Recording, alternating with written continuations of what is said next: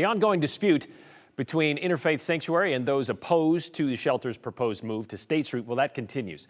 Boise City Council is gearing up to hear Interfaith's appeal. That's coming up next week. After Planning and Zoning, the commission denied their application for a conditional use permit. That's what they need in order to operate as a shelter on West State Street.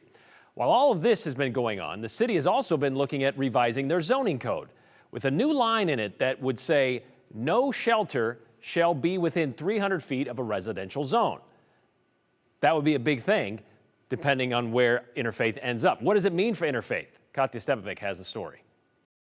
The city is currently undergoing a review, evaluation, and a rewrite of our existing zoning code. And we're deliberately moving through that process to make sure that all changes to the code reflect our community's long-term goals. The City of Boise's current planning and zoning code dates back to 1966. So around this time last year, they started thinking about revamping it. We're addressing a variety of things, ranging from what are allowed housing types to how do we use our mixed-use districts? How do we better prepare ourselves to support transit, open space protections, climate change? We're addressing a wide array of things.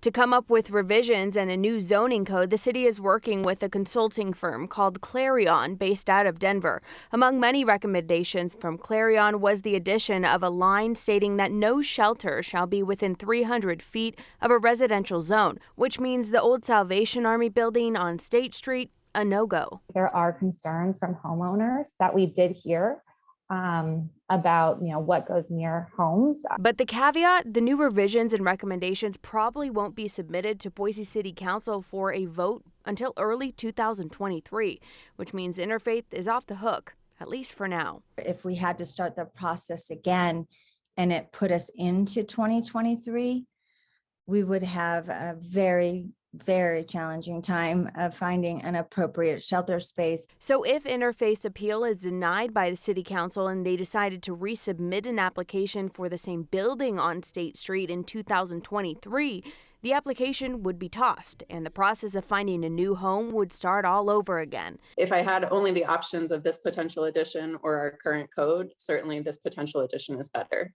While Katie Decker, president of Veterans Park Neighborhood Association, sees this part of the recommended code as a step in the right direction, she says it's not enough. I think that you could advocate for other changes to the code, such as allowing very small shelters adjacent to residential areas, or including an even larger buffer for very large shelters of over 200 people. She says even with Boise's current code, there is still something that Interfaith doesn't check off the list, which she believes was part of why Planning and Zoning shot down their request for a permit. There isn't anything on record demonstrating sufficient evidence that the project wouldn't impact the surrounding areas. And that's a bar that they have to pass in our current code. While those opposed feel the city is now listening to concerned citizens, Jody worries what this could mean for the future of shelters in Idaho. Well, it wouldn't make most shelters anywhere possible because of how you want to locate a shelter. Certainly not in the middle of nowhere.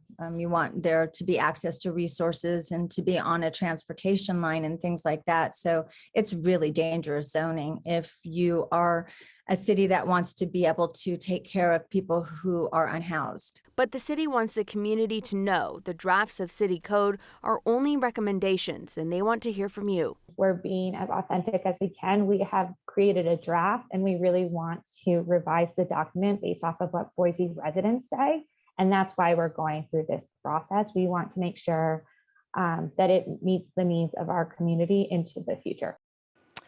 Now, the City of Boise has hosted a lot of neighborhood meetings and continues to do so on these revisions. We will link information for upcoming meetings and how people can submit public comment on our website, ktvb.com. Brian. Yeah, this is interesting, and I was just asking about this. So if the city council approves Interfaith Sanctuary's plan next week, and then they go ahead and they change their code the following year, how does that affect Interfaith Sanctuary? Like we talked about, their grandfathered in until that 2023 mark when they approved any revisions. They're good to go. It's just a matter of time for them, really. Okay, thank you very much, Katya.